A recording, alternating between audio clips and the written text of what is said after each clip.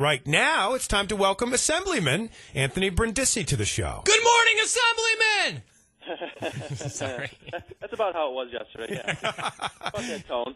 Yes, he was getting agitated. Of course, he was provoked by a heckler there in the audience, one of your brethren, I guess. Yeah, another Assembly member of yours. He is. It's Charles Barron, very interesting guy. He's from New York City. He's actually, I think he's more of a socialist than a Democrat, but he is someone who's very passionate about education funding. I am too. He just goes about it a little bit differently than I guess I would. Anthony, you're breaking up a little bit. I don't know if maybe if it's because of a portion of the house or where you're standing there. I don't know if you could get to a better cell location there, maybe even just a few feet away. I'm not sure. Sometimes it breaks up like that, but Can you hear me now? it's still a little sketchy there. I don't know. I'm actually calling on the house phone too. Oh, okay. Well, maybe that'll be a problem. Is it a cordless? It is. Yeah. Sometimes. Back on a cell phone? It's funny. It's funny. You know, we used to have this all the time with Coach Jim Boeheim when we'd interview him, and he'd be on the cordless wandering around the house, and same kind of effect there. We'll try it one more time. Really? Yeah. Go ahead. Talk to us. Can you hear me okay now? Yeah. What do you say, Jay? You're the audio expert here. Do we have him call back on another line or not? I don't know. You want to try? Here, we'll try you on your cell phone, and in between that, we'll just yell while we're waiting to call you back. How about that? We'll try that. All right. Sounds good. Can you hear me now? Better. Right. Much better. Thank you, sir. Appreciate that. Thanks for being patient there. Appreciate that. All you had to do was yell a little louder. On the landline. I called on the landline because I figured it would be better, but I guess the cell phone. Isn't that funny? Well, I guess the cordless ones can act that way. And it's funny. Let me tell you something. I'll give you some props. I tried to do that with Coach Boeheim one time, and he basically ended the interview. So you've got more patience than Coach Boeheim. Congratulations. I appreciate you guys having patience with me, so that's fine. Yeah. So we were starting to talk about the situation which unfolded yesterday at the State of the State address there with Mr. Barron heckling, interrupting, and then being removed from the premises. Yeah, maybe some strong thoughts in education leading him to do that. Yeah, he really is a big proponent of education funding, and he's very upset. You know, he had this whole contract for excellence back in a few years ago, and the state made some commitments to fund school districts, especially places like Utica where they have not fulfilled that, and he's very passionate. Mr. Barron's very passionate about that, and he decided to use the State of the State as his platform to start bringing that up. So it was awkward being there, but and it went on longer than I thought it was going to go on. But which was how long about in your estimation? I felt it was like he was going on for at least 2-3 minutes, just kind of talking and talking. He didn't stop at all. So I guess props to him for. He was filibustering, so he just kept going on, and he couldn't get a word in edgewise. But he finally left, and things went forward. And we heard that it was Mr. Morelli, Joe Morelli, that kind of helped him out of the chambers at that point. He did. Yeah. He did. I think someone was just – I was expecting like a state trooper or someone to come over and start talking to him, but there was Joe Morelli that ended up getting up and asking him to leave. So. And maybe sticking with education, you, Assemblyman, appointed to the State Education Committee recently. The governor did talk about education yesterday. I know the gap elimination adjustment was in the speech. Thoughts on that? Yeah, he said some positive things in the speech yesterday in terms of education and where he'd like to see some funding go. He talked about ending the GEA, which has been hurting many school districts across the state. He talked about struggling schools and turning them into community schools, which I think is a very positive thing. He did talk about increased education aid, but as you start to look into the details a little bit more, I think some of the numbers come up short as to what I would expect would be appropriate funding for education. But we are going to go through the finer points of the budget over the next couple of weeks to find out exactly where he sees this money going and how it should be spent. But that's the thing about the State of the State is you kind of paint a broad picture, and it sounds great, but then when you start looking at details, you have a little more pause. But the initiatives sound good. It's the funding that's behind them that we have to do a little more research into. Talking with Assemblyman Anthony Brindisi on the Talk of the Town at 100.7 FM, WUTQ. Yeah, looking into that, some of the initial numbers, maybe close to $200 million slated for the GEA. That's less than half of what it would take to eliminate the gap elimination adjustment. Yeah, so, that should be eliminated this year. It's been going on for a number of years now, and that was how, if you listen to the speech, you would think he's ending it this year. He wants to end it this year. But then you start looking at the school aid runs, and you see it's over a 2-year commitment which is not going to be, it's not acceptable. It really is something that should be eliminated this year, get it done with, so schools can get back to the foundation aid formula and we can start funding schools more equitably. Overspending is a rallying cry. We heard from Claudia Tenney earlier on the show today with regard to the state. Is it something that comes up with the Republicans quite often, something that you're concerned with as well, Anthony, overspending in general? I am always concerned with overspending, and that's he again laid out a number of initiatives yesterday that I think are good state investments, especially when it comes to things like infrastructure.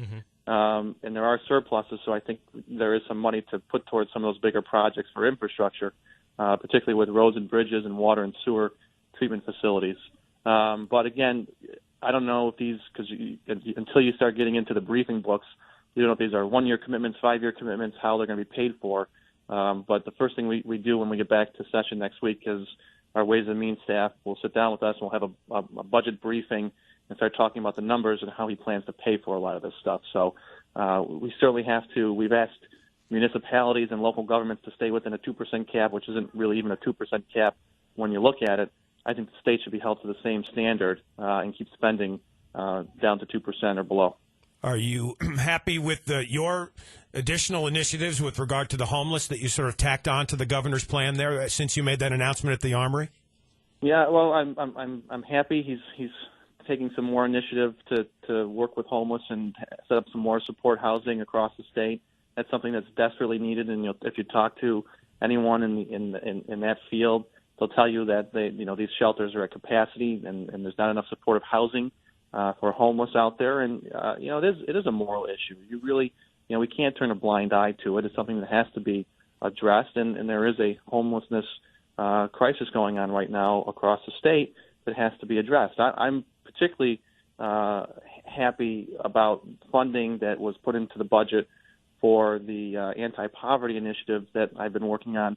This is something that I started with the county executive over the summer, working with the United Way as well as the Community Foundation, and we do see $500,000 coming to the area to help move that initiative along. That's something I think can help looking at issues surrounding homelessness, but also poverty in general, and other issues that attach to that. You mentioned the United Way. I know yesterday you brought the executive director, Brenda Episcopo, with you to the budget and the announcement by the governor. Some idea behind that? Did you bring other folks? Have you brought other people in the past? Well, this year is really I've never really brought people before, but I had an opportunity to bring a couple people this year. I wanted to bring Brenda because she's been so diligent and hardworking on the poverty initiatives, and I'm so thankful that the United Way stepped up and really is helping the county executive and I assist us with bringing this initiative together. So I wanted Brenda to be there to be a part of that announcement because I know it's something we've been working on for a number of months now, and I thought she should be there as part of it because this is her initiative too. I also brought a gentleman named James Vaughn. He's with AIDS Community Resources. He also has been very helpful in the poverty initiative and doing a lot to try and help people who've been previously incarcerated get back on their feet, get their lives in order, and try and get back into either education or the workforce so they don't commit offenses again and then end back up in jail. We want them to become productive members of society. James, a great guy, has been on our show. He is the founder and creator of Incarcerated Flavors, and we've asked him and talked to him about the situation, which I think it's pretty neat that he's come home to help folks. Also, just down the hallway in the Senate chambers a few days ago, your friend and our local Senator Joe Griffo putting a bill out there, creating some term limits, looking at leaders and committee chairs in both houses. And, this is on the heels of maybe some ethics reforms. Your thoughts with the Assembly and maybe not passing some of those reforms, and now looking to the Senate, creating their term limit bill. How will this play out? Well, I support Joe in that effort. There's actually a bill in the Assembly to do the same thing, which I'm a co-sponsor of. This week there were some rule changes in the Assembly that the Republican Assembly members brought forward dealing with term limits. I did support those. I voted with the Republicans against my own party to support those term limit bills. I think there's something that's very important, especially when it comes to leadership from both the Speaker and the Majority Leader in the Senate and also the chairs of the committees. I think it's one of the issues that's really holding Albany back is the amount of time that a person can serve in that that position. And I think the longer you're there, the more ripe it becomes for abuse. So we do need to have term limits on how long you can serve in committee spots and leadership. And I think hopefully that will not only help crack down on some of the corruption that's going on, but also give you more diversity of opinion in terms of major policy areas such as health. You know, we've had chairs of committees in the Assembly that have been the chairs of those committees for 30 years. I just don't think that one person should have that much say over a public policy area for that long. There should be some more diversity of opinion, and guys like myself who are newer, who want to step up and offer their service to be a chair of a committee.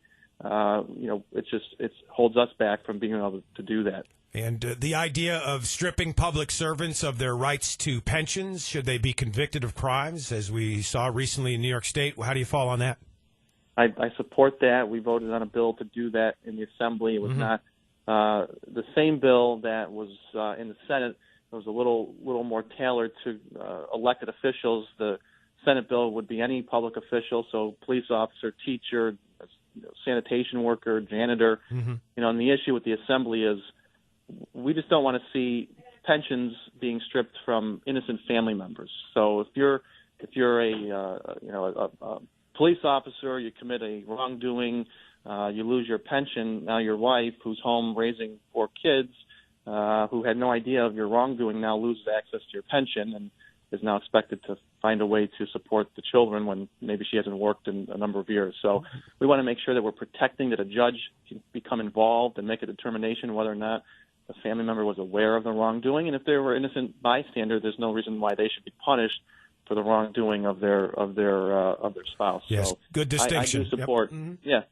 I do support stripping the pensions from the elected official. And that's the other thing is we in the Assembly we tailored it to elected officials, people who are appointed to government positions, judges, people who really have to face elected office, and those are the ones we really want to be targeting, not innocent family members. Anthony, I'll give you props for crossing party lines there, as you mentioned, with term limits, and I think that is important. I'm just thinking back, being out in the Capital Region for some time, and a senator, a guy like Hugh Farley, who has been there for 40 years. Maybe it's time to move over at the age of 83 and let someone else fill that seat. So kudos to you. I like it from the aspect of just putting some limits on chairs of committees. Just like I said, there's no one should have that much say over something like an area of health or education for 40 years in a in the legislative body. There has to be some more diversity of opinion and getting some new voices into the mix. All right. And any closer to a decision on a run for the 22nd seat there or not? We're getting closer. I've had a number of good conversations over the last couple of weeks with some folks in Washington, but also locally. So I am getting closer to making a decision, and hopefully by the end of January, mid-January, we're getting pretty close anyway. So I got to let the public know what's going on. But it's not an easy decision. I hear you. Okay, thanks for joining us today. Appreciate it. And thanks for your patience on the phone. Sorry, no, thank you for your patience. You guys are trying to run a show, and I'm screwing up over here. Sorry.